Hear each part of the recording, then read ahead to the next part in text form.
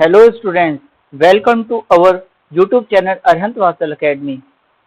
इस वीडियो के अंदर हम चैप्टर 7 अल्टरनेटेड करंट के बारे में स्टडी करेंगे, जिसमें हम सबसे पहला टॉपिक देखेंगे प्रत्यावर्ती वैद्युत वाहक बल एवं प्रत्यावर्ती धारा की उत्पत्ति, प्रत्यावर्ती वोल्टता तथा धारा से संबंधित कुछ परिभाषाएं, प्रत्यावर्ती धारा का ताक्षणिक मान, प्रत्यावर्ती धारा तथा वोल्टता के बीच कलांतर और प्रत्यावर्ती धारा परिपथ केवल शुद्ध धारिता केवल शुद्ध प्रेरकत्व। तो सबसे पहले हम टॉपिक देखते हैं प्रत्यावर्ती वैद्युत वाहक बल की उत्पत्ति। प्रत्यावर्ती वैद्युत वाहक बल की उत्पत्ति के लिए हम एक समान क्षेत्र में एक आयताकार लूप लेते हैं, जिसे घूर्णन गति कराते हैं। यदि ये लूप एक समान चुंबकीय क्षेत्र में घूर्णन गति करता है तो इसका कुछ कोणीय वेग होगा, जिस कोणीय वेग को हम ओमेगा से प्रदर्शित करते हैं, जिसका सूत्र होता है ओमेगा बराबर थीटा अपॉन टी। यहाँ से हम थीटा की वैल्यू निकालेंगे तो थीटा बराबर हमें मिलेगा ओमेगा इंटू टी। अब जब ये घूर्णन गति कर रहा है तो इसमें एक चुंबकीय फ्लक्स भी उत्पन्न होगा, जिससे बद्ध चुंबकीय flux phi equal to NAB cos theta से प्रदर्शित होगा। यहाँ पर हम थीटा की वैल्यू ओमेगा इंटू टी रखेंगे तो थीटा बराबर हमें मिलेगा omega into T NAB omega cos omega T.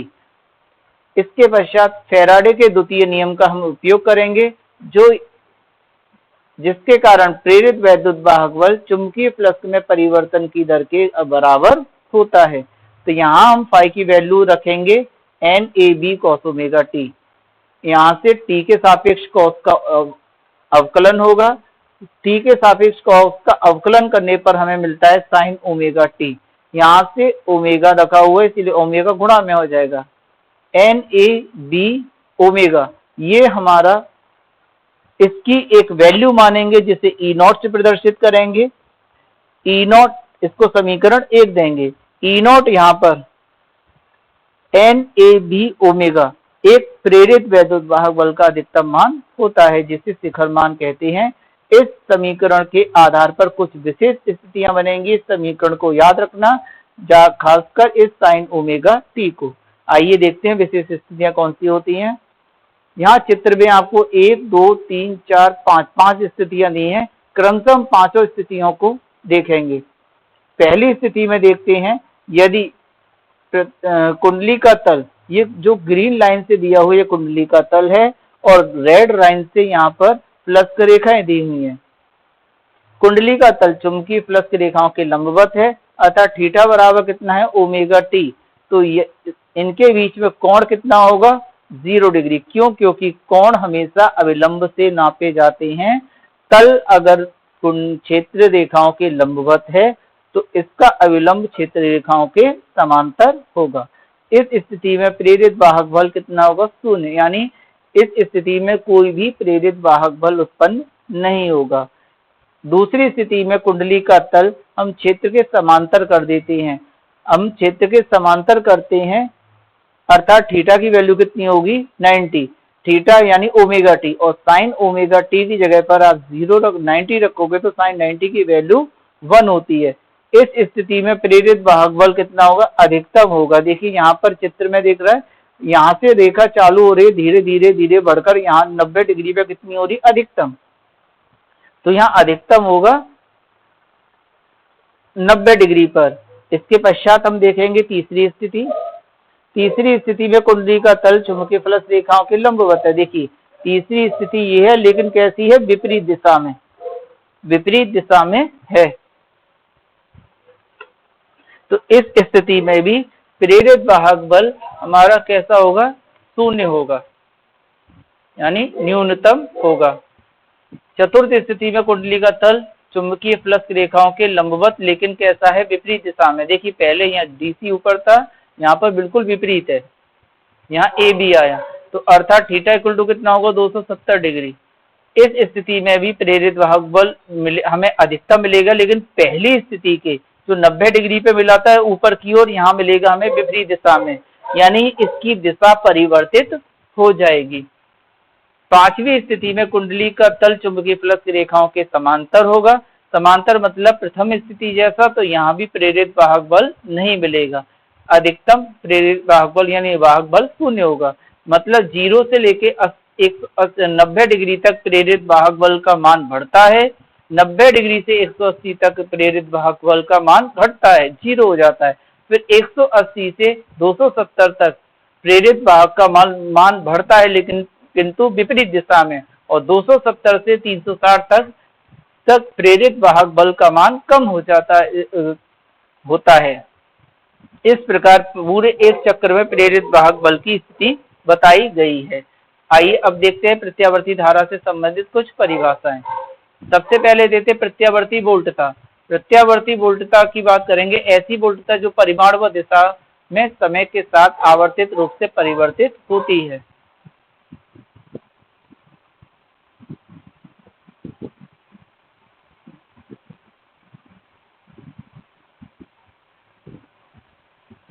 इसमें मैं ये लियो करके जो हाईलाइट दिखा रहा हूँ, ये सिर्फ आपकी परिभाषा है। आप इतनी परिभाषा याद रख कर भी लिखते हैं तो आपको पूरे नंबर मिलेंगे, आपको पूरा जानकारी मिल जाएगी। ऐसी वोल्टता जो परिमाण एवं दिशा में समय के साथ आवर्ती रूप से परिवर्तित होती है, प्रत्यावर्ती वोल्टता कहलाती है।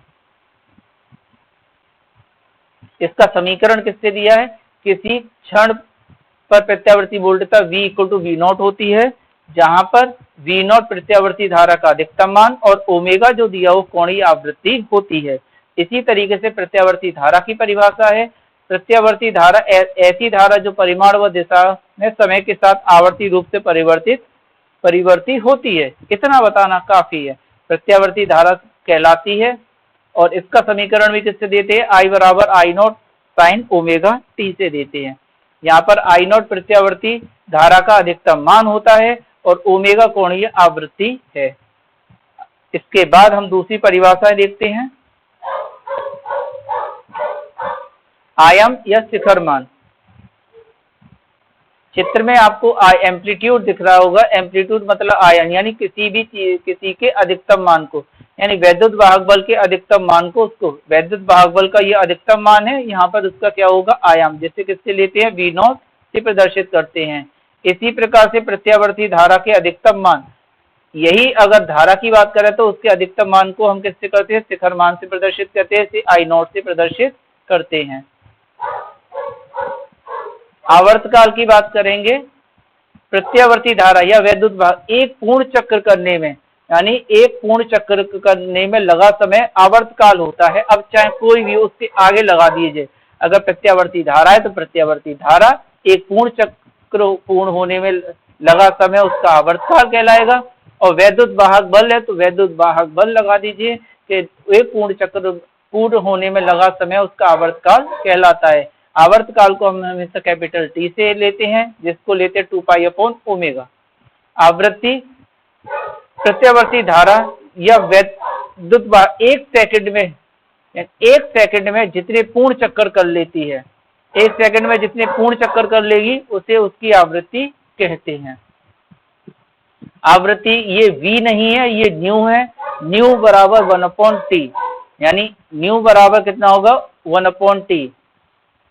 ठीक, T की वैल्यू हम यहाँ से रखेंगे तो ω/2π, यानी ओमेगा की वैल्यू में क्या मिलती है? 2π न्यू, आवृत्ति के पदों में। अब आइए देखते हैं हम कुछ डेरिवेशन।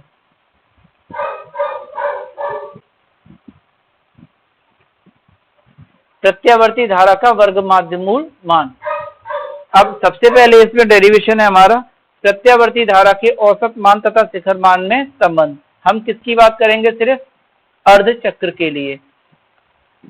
इसके डेरिवेशन की स्टार्ट होगी प्रत्यावर्ती धारा समीकरण से, जिसका समीकरण I = I0 sin ωt।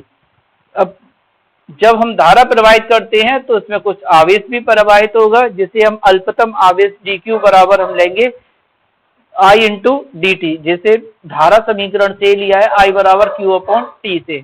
यहाँ से हमने I की वैल्यू रखेंगे I0 sin ωt। I0 sin ωt रखा गया। अतः प्रथम अग्र चक्र की बात हो रही है, तो प्रथम अर्ध चक्र मतलब 0 से T/2, अर्ध चक्र मतलब आधा समय, तो हमने यहाँ लिमिट कितनी ली है? T/2 ली है, dq। यहाँ हम dq की वैल्यू I0 sin ωt रखेंगे।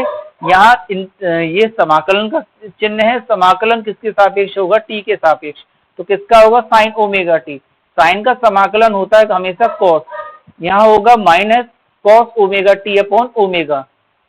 लिमिट हमारी ये 0 अपर लोअर लिमिट और t/2 यहाँ पर लिमिट कौन सी होगी, अपर लिमिट। ठीक, यहाँ ओमेगा की वैल्यू हमने पीछे क्या ली थी, 2 पाई अपॉन टी, तो यहाँ हम ओमेगा की वैल्यू रख देंगे 2 पाई अपॉन टी और यहाँ भी 2 पाई अपॉन टी। अब हम रखते हैं अपर लिमिट स्मॉल टी की जगह पर, ये स्मॉल टी दिख रहा होगा आपको, इस स्मॉल टी की जगह पर रखेंगे t/2। यहाँ टी से टी कैंसिल हो जाएगा, 2 से 2 कैंसिल हो जाएगा। ठीक, और फिर रखेंगे 0 तो यहाँ क्या मिलेगा, cos 0। तो दूसरे पहले स्टेप में हमें क्या मिलेगा, cos पाई और दूसरे में cos 0। cos पाई की वैल्यू होती है -1 और cos 0 की वैल्यू होती है की +1। तो यहाँ रखेंगे तो -1 और -1 कितना हो, -2, निकल के नीचे वाला 2 और ये माइनस कैंसिल हो जाएगा, हमारे पास मिलेगा I0 t अपॉन पाई। ठीक, अब औसत अर्धचक्र के लिए IAV बराबर Q upon T, small T की वैल्यू रखेंगे t/2 यानी 2Q अपॉन टी। पीछे से Q की वैल्यू रखेंगे तो वहां से T से T कट जाएगा तो हमारे पास बचेगा 2I0 अपॉन पाई, जिसे सॉल्व करने पर हमारे पास आ जाएगा प्रथम अर्धचक्र के लिए धारा 0.637 I0। इसी प्रकार दूसरे के लिए निकाल सकते हो, वो किस में आएगी, ऋणात्मक में आएगी, -0। यानी दोनों को अगर हम औसत धारा देखेंगे तो हमारा कितना आ जाएगा, 0। यानी एक पूर्ण चक्र में प्रत्यावर्ती धारा औसत कितनी होती है, 0 होती है। इसी प्रकार वोल्टता के लिए भी किया जा सकता है। अब देखते हैं वर्ग माध्य मूल मान।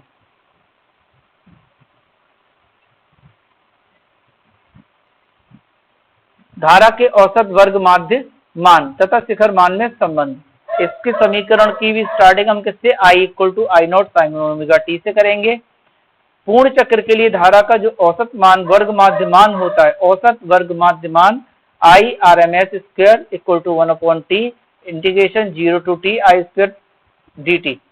इस समीकरण में हम I की वैल्यू समीकरण 1 से रखेंगे यहाँ पर, तो I0 sin ओमेगा टी का स्क्वायर R × t, यहाँ से R रिप्लेस कर दिया जाएगा, R नहीं होगा यहाँ।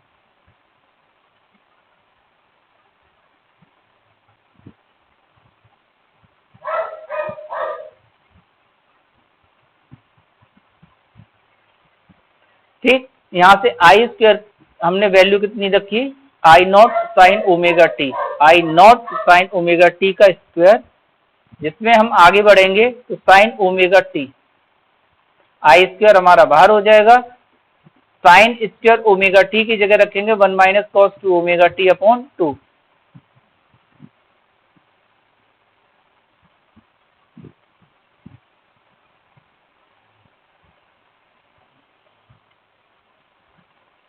इसमें से 2 हम बाहर कर देंगे तो I², देखिए 1/t तो हमारा है ही है, I² ये 2 बाहर आ जाएगा, अंदर बचेगा 1 - cos 2 ओमेगा टी।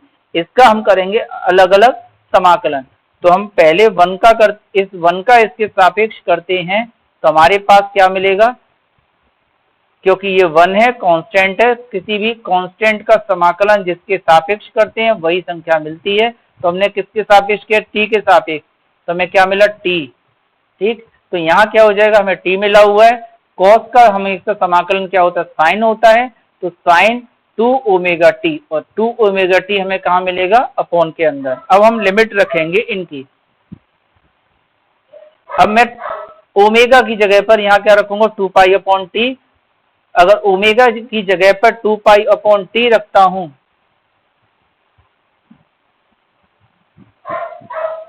ओमेगा बराबर 2 पाई अपॉन टी होता है। मैं इस ओमेगा की जगह पर मैं क्या रखता हूं, 2 पाई अपॉन टी। ठीक, तो ये 2 पहले से 2 × 2 कितना होगा, 4 पाई, तो यहाँ कितना हो गया, देखिए 4 पाई अपॉन टी हो गया। ठीक, 4 पाई अपॉन टी और नीचे भी 4 पाई अपॉन टी। अब मैं यहाँ लिमिट रखना चालू करूंगा।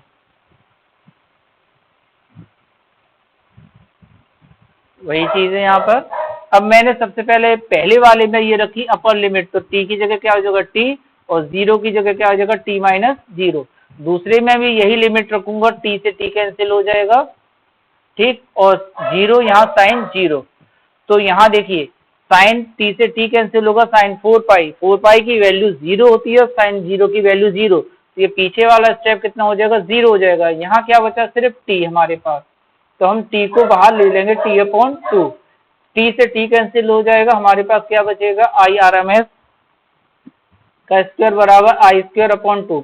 दोनों पक्षों का जब वर्गमूल लेंगे तो इसका वर्ग और इसका वर्ग हट जाएगा, लेकिन 2 के ऊपर वर्ग नहीं है, इसीलिए ये स्क्वायर रूट में आ जाएगा। जिसे सॉल्व करने पर हमें वैल्यू मिलेगी IRMS इक्वल टू 0.707 I0। इसी प्रकार से हम प्रत्यावर्ती वोल्टता के लिए भी डेरिवेशन कर सकते हैं। अब हम देखते हैं प्रत्यावर्ती धारा तथा वोल्टता के बीच कलांतर की क्या कंडीशन होती है। यदि आपको जो परिपथ दिया हो, सर्किट दिया हो, उसमें धारा कैपिटल I और कैपिटल I कलांतर फाई द्वारा विभवांतर V से अग्रगामी है, यानी विभवांतर V से कैसा है, अग्रगामी, आगे चल रही है, या विभवांतर V कलांतर द्वारा धारा I से पश्चगामी है, यानी पश्चगामी पीछे चल रहा है। तो समीकरण ये, अगर हम पहले धारा की बात करते हैं और विभवांतर की बाद में करते हैं, तो समीकरण हमारे कौन से मिलेंगे, ये पहले वाले।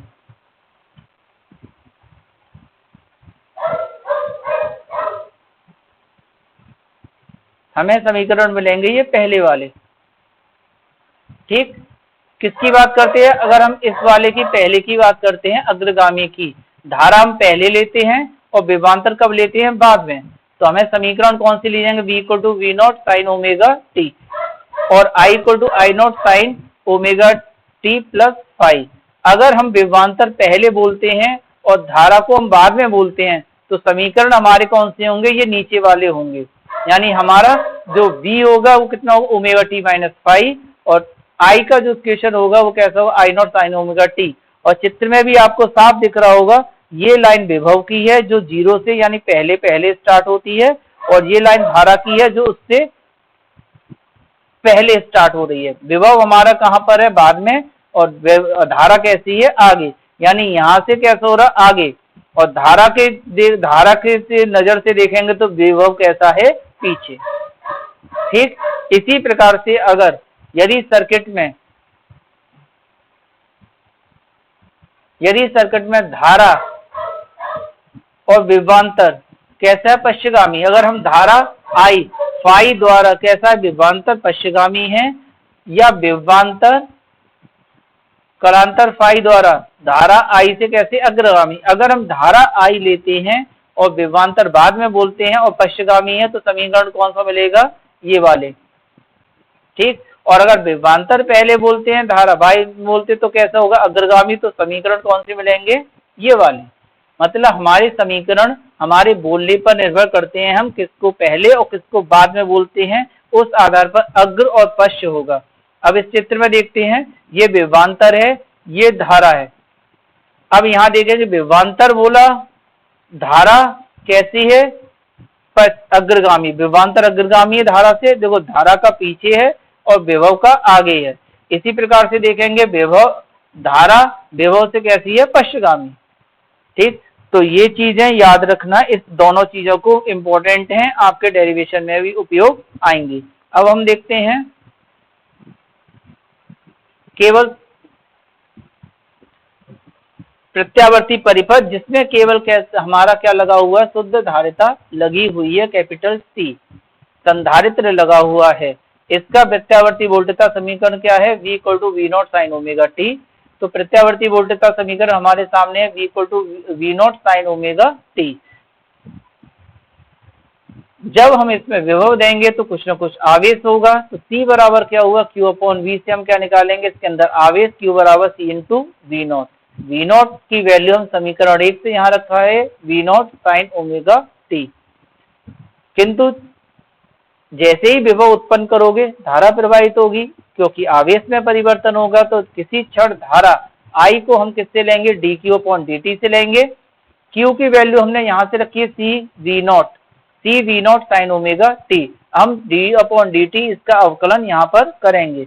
अवकलन साइन ओमेगा टी का करने पर क्या मिलेगा, हमें कॉस ओमेगा टी मिलेगा और ओमेगा बाहर। ठीक, यहाँ से सी वी नॉट आई ओमेगा, इसको हम एक आई नॉट के बराबर ले लेंगे, क्योंकि हमने वोल्टता किस में ली थी, साइन में ली थी, तो वोल्टता भी हमें किस में लेंगे, साइन में। तो कॉस को साइन में बदलेंगे, साइन 90 प्लस थीटा के साथ। यहाँ पर जो आई नॉट लिया हुआ है प्रत्यावर्ती धारा का शिखर मान होगा आई नॉट बराबर ओमेगा सी वी नॉट। समीकरण 1 और 2 से प्रत्यावर्ती धारा तथा वैद्युत यानी समीकरण 2 ये हो गया, समीकरण 1 दोनों में देखेंगे तो कलांतर कितना है हमारा, ओमेगा टी से ओमेगा टी कैंसिल हो जाएगा, π/2, यानी जो हमें संख्या मिलेगी वो कैसी मिलेगी, ये वाली। ग्राफ देखिए, धारा हमारी आगे है, विभव हमारा पीछे है, यानी कैसा होगा, अग्रगामी होगा। अतः इसमें प्रत्यावर्ती वोल्टता धारा आई से अलावा कैसा होगा, पश्चिगामी या दिग वोल्टता ये रही नीली लाइन, और बैगनी लाइन किसनी है, धारा वोल्टता से कैसी है, अग्रगामी आगे की ओर है, और वोल्टता धारा से कैसा है, पश्चिगामी, यहीं पर लिखा हुआ है। ठीक, अब हमने यहाँ पर क्या लिया था, आई नॉट बराबर ओमेगा सी वी नॉट, इसको हम चेक देखेंगे, इसको हम लिखेंगे I naught V naught, omega C को हमने क्या ले लिया, 1/ओमेगा सी में ले लिया, इसको वी नॉट हम यहाँ भेजेंगे, V naught upon I naught, तो ये v अपॉन आई बराबर ये किसके बराबर हो जाएगा, ओम का नियम अगर आपको याद हो तो v अपॉन आई बराबर r होता है। तो इस परिपथ में भी हम इसको एक प्रतिरोध की भांति लेंगे, जिससे धारतीय प्रतिघात कहते हैं, xc बराबर क्या होगा, 1/ओमेगा c। समीकरण 4 xc v not upon I not परिपथ का धारतीय प्रतिघात होता है, इसका मात्रक भी क्योंकि इसे प्रतिरोध के जगह पर लिया गया है इसीलिए इसका मात्रक भी क्या होगा, ओम होगा। कोणीय वेग ओमेगा बराबर कितना होता है, 2 न्यू होता है, हम इसकी जगह पर रखेंगे तो हमें समीकरण मिलेगा xc बराबर 1/2 म्यू सी। इस समीकरण में देखें, धारिता वाले परिपथ का धारतीय प्रतिघात प्रत्यावर्ती धारा की आवृत्ति तथा संधारित्र की धारिता दोनों के कैसा होता है, व्युत्क्रमानुपाती होता है। देखो दोनों आवृत्ति और धारिता कैसी है, व्युत्क्रमानुपाती है। डिस्ट धारा के लिए ओमेगा कोणीय वेग, क्योंकि डिस्ट धारा सीधी होती है, उसमें किसी प्रकार का कोण उत्पन्न नहीं होता, तो ओमेगा बराबर क्या लिया जाएगा, यहाँ पर 0 लिया जाएगा। आवृत्ति भी 0 होगी क्योंकि वो पुनरावृत्ति नहीं होती है, इसीलिए यहाँ पर धारिता हमारी कैसी हो जाएगी, अनंत हो जाएगी, क्योंकि इस जगह पर आप क्या रखोगे, ओमेगा की जगह पर अगर 0 रखते हो तो 1/0 का मतलब क्या होता है, अनंत, यानी डिस्ट धारा के लिए धारती प्रतिघात कैसा होता है, अनंत होता है। अब हम देखते हैं शुद्ध प्रेरकत्व के लिए।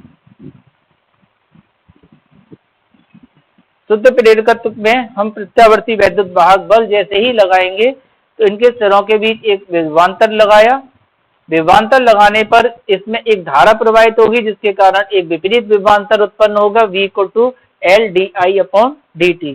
यहाँ से हम इस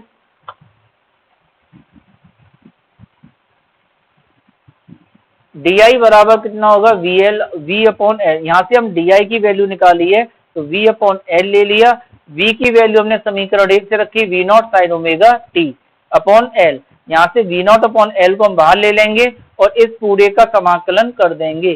समाकलन करने पर di का समाकलन हमें क्या मिलेगा, i, और साइन ओमेगा टी का समाकलन करने पर मिलेगा minus cos omega T upon omega. यहाँ से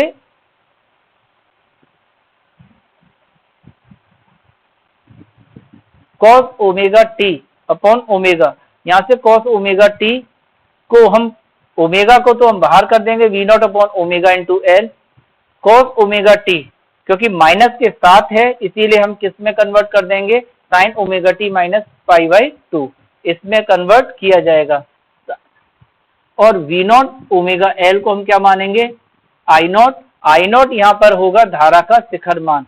समीकरण 2 और 1 और 2 से देखोगे कलांतर कितना है यहाँ पर, π/2। अब देखिए v बराबर कितना है, v not sine omega T, और पिछली स्लाइड में मैं आपको पहले ही बता चुका था कि v ये अगर दो समीकरण मिलते हैं तो ये कैसा होगा, पश्चिगामी।